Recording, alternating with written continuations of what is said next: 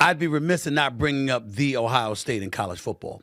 Now, I want to say this because I took a lot of heat. You had people because Kirk Herbstreit came at me he came, but I didn't take it personal or anything like that. The way my man Shannon Sharp did. But Kirk Herbstreit and Chris Fowler came at us because we talked about how Ryan Day, his job could be in jeopardy, and people thought that was ridiculous. And I'm like, even after he blew out Tennessee, I said I don't want to hear that shit. I meant what I said. What I said was, going into the playoffs, having lost 4 straight games to Michigan, if this man were to lose to Tennessee, he got to go.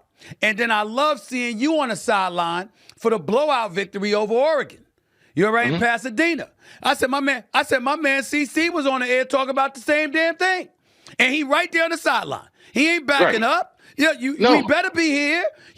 That's what I'm saying. So I want to know your thoughts about what you've seen from Ohio State.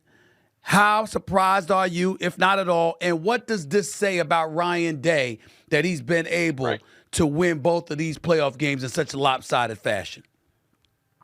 No, I'm very, very fortunate to be able to get inside the program when they were at the Rose Bowl. And that's be around the kids, listen to Ryan Day, listen to what they're saying before the game, whether adjustments at halftime. And I'm going to tell you, I like what Ryan Day has done.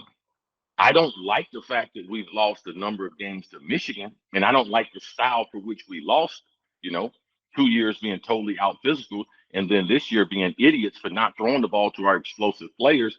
No, I don't like that. But when I look at the overall state of the program, what kind of kids we have, how they play, how they represent the Buckeyes, I'm pleased with Ryan Day. The only thing that's going to be able to overcome people talking about Michigan is for this team to reach its potential. That's what they are doing now. They are playing a style of football, and everybody talks about the 20 million NIL.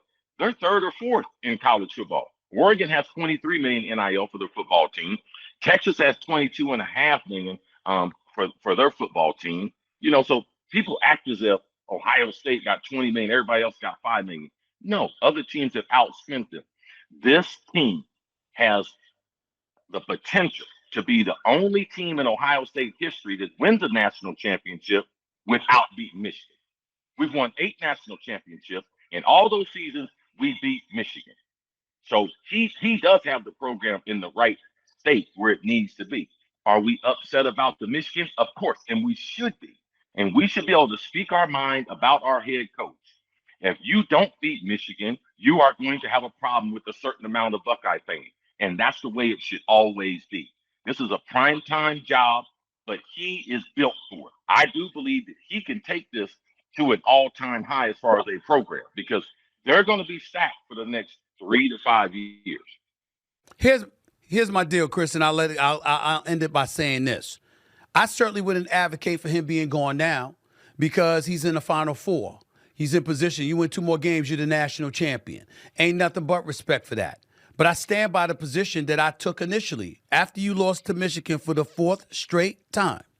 If you had ended up losing that first game of the playoffs to Tennessee, well, damn it, it's the Ohio State. If you can't handle the responsibilities that come along with this, somebody else needs to. And it's just that simple. It's just that he has stepped up and he has handled it, especially blowing out the #1 team in the nation, Oregon. So I'm going to give him his respect and his flowers. He deserves it now.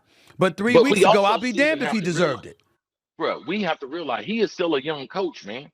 Like, he is still growing as a coach. Like, he is still getting better as a football coach. Like, the landscape of college football the last 6 years, man, since he's been around, it's changed every other year. So there is a thing called professional development. And I do believe I would not take another coach over any coach than rehabbing Ryan Day at Ohio State. I wouldn't take Sark. I wouldn't take Kirby Smart.